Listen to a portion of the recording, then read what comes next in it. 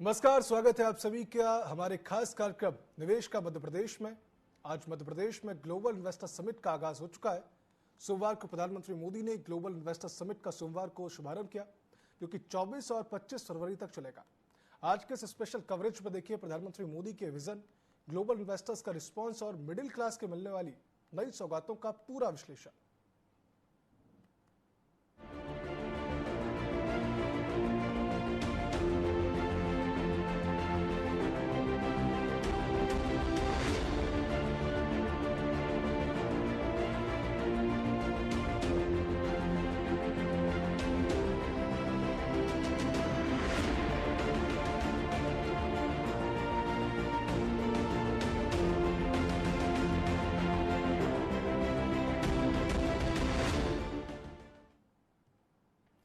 Global investor summit 2025 के शुभारंभ पर मुख्यमंत्री डॉक्टर मोहन यादव को प्रधानमंत्री मोदी ने बधाई दी और निवेशकों से प्रदेश में इन्वेस्ट करने के लिए आग्रह करते हुए कहा कि यही एमपी में निवेश का यही सही समय है। मध्य प्रदेश में 5 लाख किलोमीटर से ज्यादा का रोड नेटवर्क है। मुख्यमंत्री डॉक्टर यादव ने समिट में संबोधन के दौरान बहुत कुछ कहा।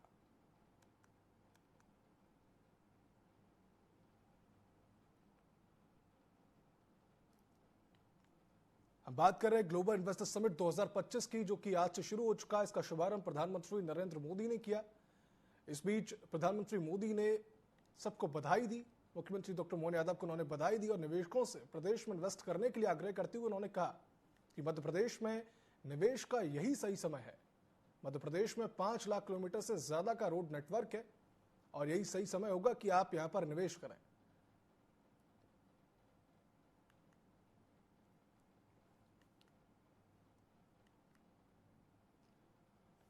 ग्लोबल इन्वेस्टर समिट 2025 के शुभारंभ पर मुख्यमंत्री डॉक्टर मोहन यादव को प्रधानमंत्री मोदी ने बधाई दी और निवेशकों से मध्य प्रदेश में इन्वेस्ट करने के लिए आग्रह करते हुए उन्होंने कहा कि मध्य प्रदेश में निवेश का यही सही समय है।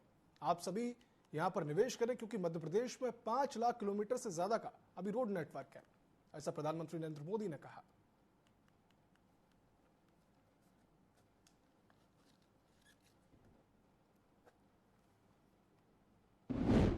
साथियों, मैंने लाल किले से कहा है, यही समय है, सही समय है आपके लिए एमपी में इन्वेस्टमेंट करने और इन्वेस्टमेंट बढ़ाने का भी यही सही समय है। पीथमपुर, रतलाम और देवास में हजारों एकड़ के इन्वेस्टमेंट जोन्स भी डेवलप किए जा रहे हैं। यानी आप सभी इन्वेस्टर्स के लिए यहां बेहतर रिटर्न की अपार संभावनाएं हैं। साथियों, हम सभी जानते हैं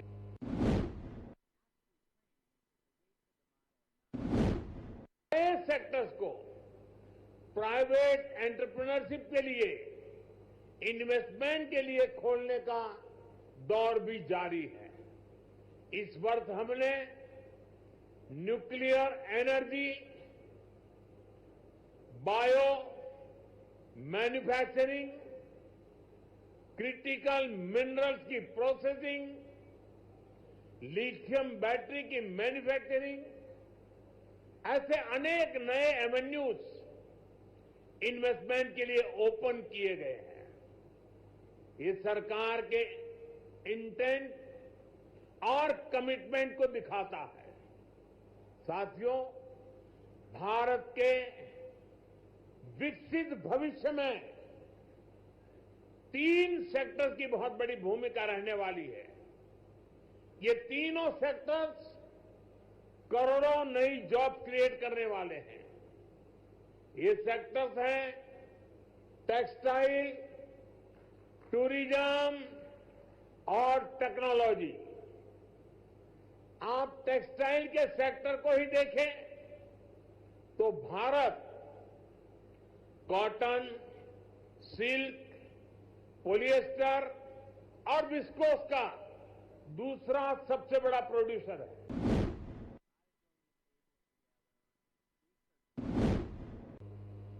35 48,000 करोड़ रुपए के Ken Betwa river interlinking project पर काम शुरू हुआ है। इससे करीब 10 लाख हेक्टेयर एग्रीकल्चरल लैंड की प्रोडक्टिविटी बढ़ेगी। इससे एमपी में वाटर मैनेजमेंट को भी नई ताकत मिलेगी। ऐसी सुविधाओं से फूड प्रोसेसिंग, एग्रो इंडस्ट्री और टेक्सटाइल सेक्टर में बहुत बड़ा पोटेंशियल अनलॉक होगा।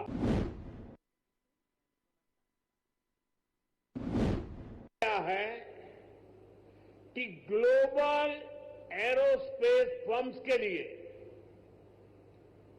कैसे भारत एक बेहतरीन सप्लाई चेन के रूप में उभर रहा है। ग्लोबल सप्लाई चेन चैलेंजेस का जवाब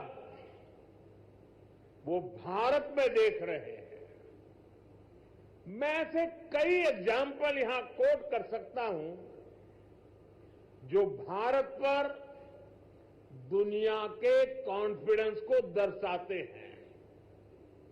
ये कॉन्फिडेंस भारत के हर राज्य का भी कॉन्फिडेंस बढ़ा रहा है।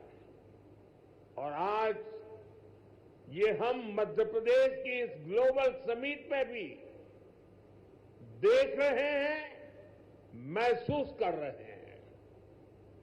साथियों, मध्य प्रदेश पॉपुलेशन के हिसाब से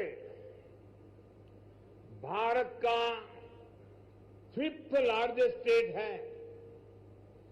एमपी एग्रीकल्चर के मामले में भारत के टॉप के राज्यों में है।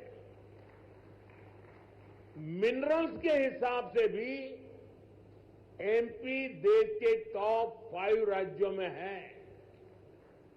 एमपी को जीवनदायिनी मां नर्मदा का आशीर्वाद भी प्राप्त है। एमपी में हर वो संभावना है, हर वो पोटेंशियल है जो एमपी को जीडीपी के हिसाब से भी देश के टॉप 5 राज्यों में ला सकता है। साथियों, बीते 2 दशकों में मध्य प्रदेश ने ट्रांसफॉर्मेशंस का नया दौर देखा है। एक समय था जब यहां बिजली, पानी की बहुत सारी दिक्कतें थी। लॉ एंड ऑर्डर की स्थिति तो और भी खराब थी। ऐसे हालत में यहां इंडस्ट्री का विकास बहुत मुश्किल था। बीते 2 दशक में, 20 साल में मध्य प्रदेश के लोगों के सपोर्ट से यहां की बीजेपी सरकार ने गवर्नेंस पर फोकस किया। 2 दशक पहले तक लोग एमपी में निवेश करने से डरते थे। आज एमपी इन्वेस्टमेंट के लिए देश के राज्यों से सब राज्यों में टॉप के राज्यों में उसने अपना स्थान बना लिया है। जिस एमपी में कभी खराब सड़कों के कारण बसें तक प्रॉपर नहीं चल पाती थी, वो आज भारत की ईवी रिवॉल्यूशन के लीडिंग स्टेट में से एक है। जनवरी 2025 तक करीब 2 लाख इलेक्ट्रिक व्हीकल एमपी में रजिस्टर हुए हैं, ये करीब 90% ग्रोथ है। ये दिखाता है कि एमपी आज मैन्युफैक्चरिंग के नए सेक्टर्स के लिए भी एक शानदार डेस्टिनेशन बनता जा रहा है। और मैं मोहन जी को बधाई देता हूं, उनकी टीम को बधाई देता हूं कि उन्होंने इस वर्ष को उद्योग और रोजगार वर्ष के रूप में मनाना तय किया है।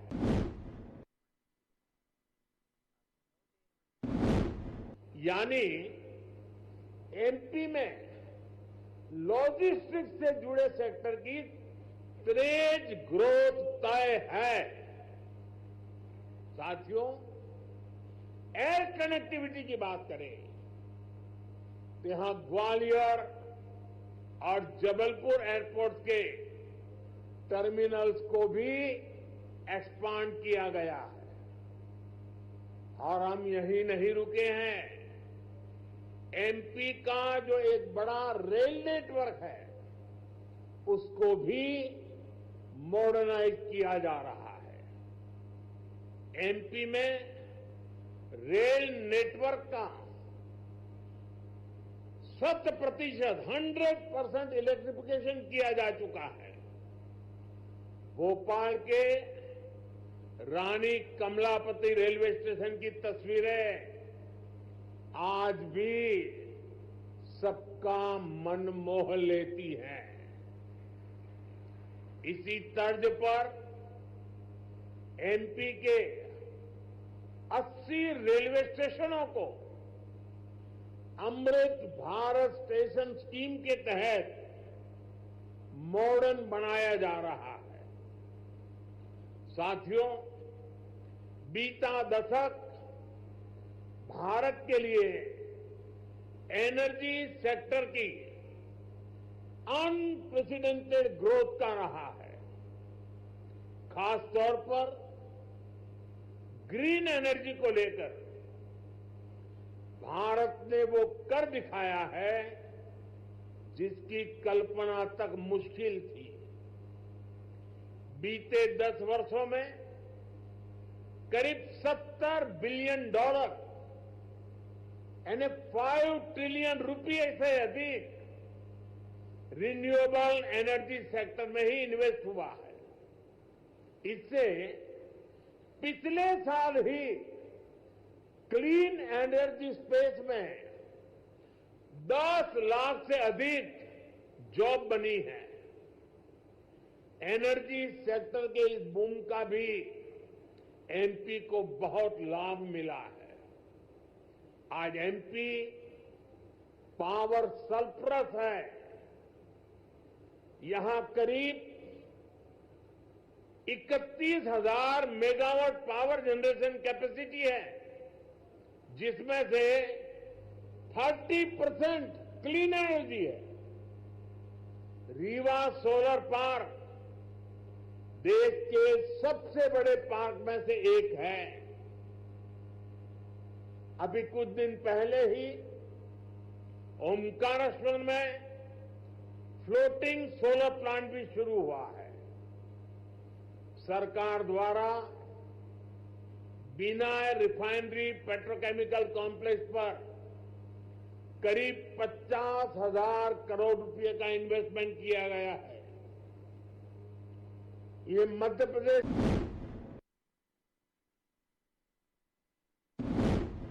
और मैं मोहन जी को बधाई देता हूं, उनकी टीम को बधाई देता हूं कि उन्होंने इस वर्ष को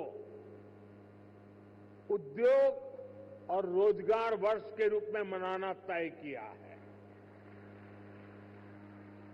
साथियों, बीते दशक में भारत ने इंफ्रास्ट्रक्चर के बूम का दौर देखा है। मैं कह सकता हूं इसका बहुत बड़ा फायदा एमपी को मिला है। दिल्ली मुंबई एक्सप्रेसवे जो देश के 2 बड़े शहरों को जोड़ रहा है, उसका बड़ा हिस्सा एमपी से ही होकर गुजरता है। यानी एक तरफ एमपी को मुंबई के पोर्ट्स के लिए तेज कनेक्टिविटी मिल रहे हैं, दूसरी तरफ नॉर्थ इंडिया के मार्केट्स को भी ये कनेक्ट कर रहा है।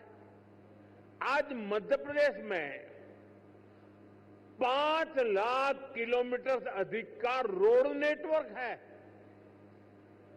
एमपी के इंडस्ट्रियल कॉरिडोर्स मॉडर्न एक्सप्रेसवे से जुड़ रहे हैं, यानी एमपी में लॉजिस्टिक्स से जुड़े सेक्टर की तेज ग्रोथ तय है।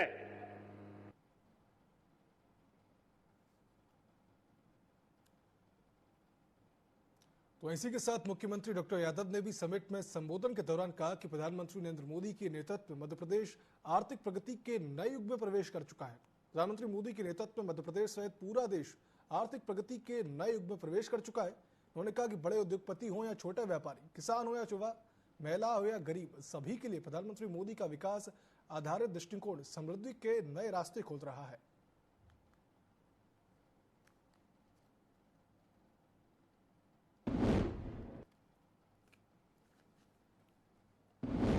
ग्लोबल इन्वेस्टर समिट, तो इसकी थीम ही अपने आप में उत्साहवर्धक है। अनंत संभावना जो मध्य प्रदेश में उद्योग और निवेश की असीम संभावनाओं को दर्शाती है।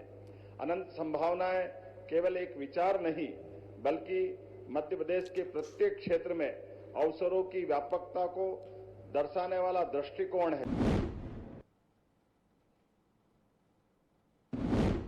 मध्य प्रदेश सरकार ने गरीब, युवा, अन्नदाता एवं महिलाओं को केंद्र में रखते हुए 4 मिशन आरंभ किए हैं।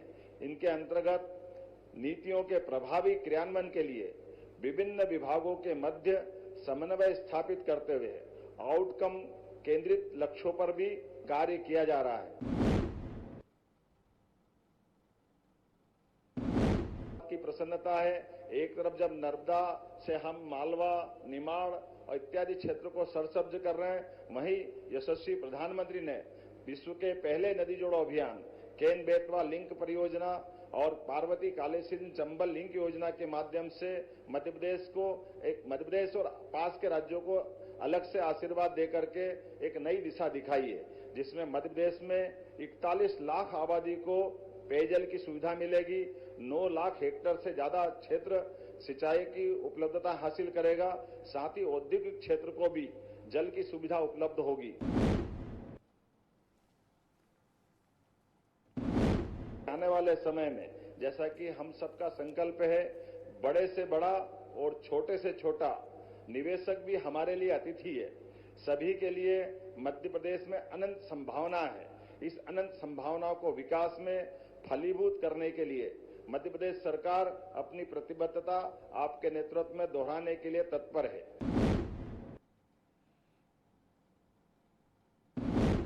नए औद्योगिक विकास क्षेत्रों का भी हम नए प्रकार से संकल्प लेके आगे बढ़ रहे हैं। 13 नए औद्योगिक पार्क न केवल पूर्ण हो रहे हैं, बल्कि 20 और औद्योगिक पार्कों की आधारशिला रखी जाएगी।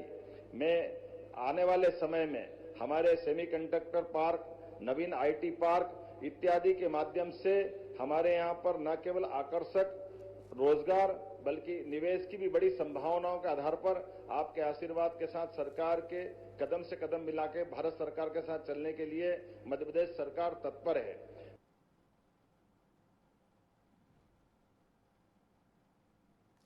तो इस समिट को आपूर्ति मंत्री गोविंद सिंह राजपूत, प्रभुराम चौधरी, दिलीप अहिरवार समेत कई दिग्गज नेताओं ने भी सराहा और देश राज्य के लिए बेहतर इसे बताया।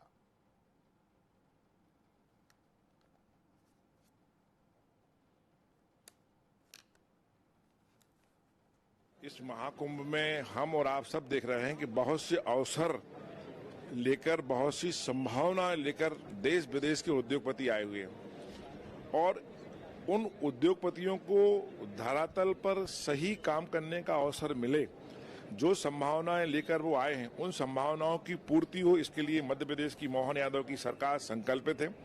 मुख्यमंत्री जी ने सिंगल विंडो की व्यवस्था भी की है कि जिस प्रकार पलक पावड़े बिछाकर हम उनको बुलाते हैं, इसके बाद में उनकी व्यवस्थाएं भी ऐसी होना चाहिए कि उनके काम तुरंत गति से निपटना चाहिए ताकि उद्योग कम समय में स्थापित हो।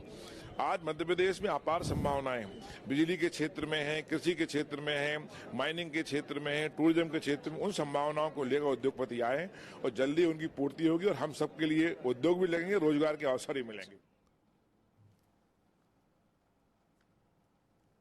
राजा भोज की नगरी भोपाल में देश के और विश्व के महान नेता यशस्वी प्रधानमंत्री नरेंद्र मोदी जी इस इन्वेस्टर समिट मीट में आए हैं, तो निश्चित रूप से बहुत ही अच्छा माहौल है और बहुत से देश और विदेश से भी इन्वेस्टर आए हैं। तो मध्य प्रदेश के एक मजबूत इन्वेस्टर के माध्यम से लोगों को रोजगार भी मिलेगा और वन विभाग भी बिल्कुल तैयारी के साथ है, कैसे क्षेत्र में क्या काम हो सकता है। अभी आपने देखा था कि रातापानी टाइगर रिजर्व भी हुआ है और भी कई जगह हमारे अभी घड़ियाल भी माननीय मुख्यमंत्री जी बैतूल में छोड़ने गए थे, तो निश्चित रूप से उस पर भी चिंता कर रहे हैं। विभाग बहुत तेजी के साथ हमारे माननीय मुख्यमंत्री जी के मार्गदर्शन में हम लोग काम कर रहे हैं।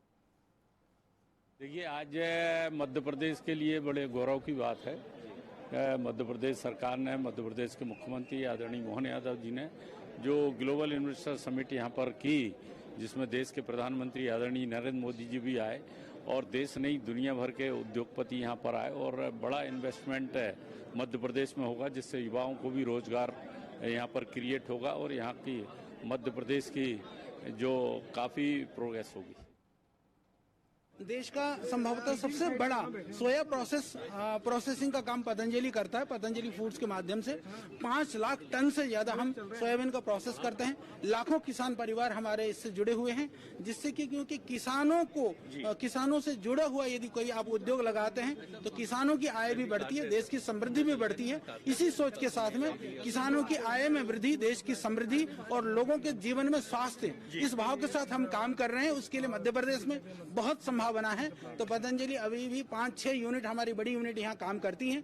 फर्दर हम उसको और एक्सपांड करने वाले हैं, बढ़ाने वाले हैं और भविष्य में भी हम फूड प्रोसेसिंग में साथ साथ में आईटी और सोलर के क्षेत्र में भी बड़ा काम करेंगे। रोजगार कितना आपको लगता है? अभी हमारे यहाँ हजारों, हमारे पास करीबन 4-5 हजार तो डायरेक्ट है। इनडायरेक्ट देखें तो क्योंकि फार्मर को इससे रोजगार मिलता है, तो जितने हजारों किसान हमसे जुड़े हुए हैं, एक तरह से उनके जीवन में रोजगार का सृजन प्रोसेसिंग यूनिट आने से उनके जीवन में हो रहा है। एनआरआई ग्रुप से है। ये जो इन्वेस्टर समिट है, महिला शक्ति की थोड़ी कमी दिख रही है, फिर भी क्या लगता है महिलाओं के लिए ये समिट क्या लेकर आया? महिलाओं के लिए काफ़ी ज़्यादा अच्छा है, because we are looking into more of DT design and technology. तो उस एरिया में लेडीज़ बहुत ज़्यादा कम हैं, तो हम लोग वहाँ पे भी, बाहर यूके में भी हम लोग काफ़ी कोशिश करते हैं कि ऐसे ऑर्गेनाइज करें सेशंस जहाँ पे लेडीज़ हों, that is specific for DNT. तो देखिए, यहाँ पे भी यही कोशिश है कि स्कूल्स कॉलेजेस में बच्चों को, स्पेशली गर्ल्स को आगे बढ़ाएं इंजीनियरिंग में, क्योंकि अब मेन तो बहुत ज़्यादा है, लेकिन एटलीस्ट 60% लेडीज़ तो होनी चाहिए इस एरिया में भी। एनआरआई ग्रुप का क्या इसमें योगदान रहेगा? क्या भविष्य की प्लानिंग है? भविष्य में हम लोग वही कोशिश कर रहे हैं कि जो न्यू टेक्नोलॉजीज हैं उनको लेके हम लोग यहाँ पे आके डिस्कस कर सकें, बच्चों को अवेयर करा सकें कि भाई ये बेटा ये टेक्नोलॉजीज हैं, you need to come and learn these things so that you can progress further.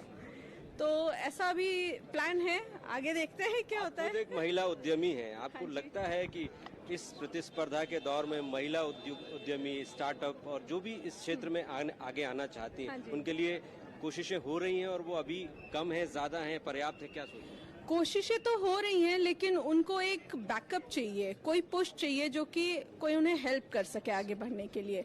Ladies के पास बहुत सारे आइडियाज हैं, लेकिन पैसा इन्वेस्ट करने के लिए चाहिए, कोई पुश चाहिए कि हाँ कोई आगे बढ़ा सके आपको, कि ठीक है हम आपको इन्वेस्ट कर रहे हैं, आप आगे बढ़ो, आपके पास ये आइडिया है, आप आगे बढ़ो इन सबको लेके। तो वो एक पुश तो चाहिए ही चाहिए हम लोगों को। बहुत thank you Savita Yadav ji, NRI group से, और महिला उद्यमियों के लिए बहुत अच्छी उन्होंने बात कही। कैमरामैन सुशील यादव के साथ अतुल पाठक, टीवी 24 भोपाल।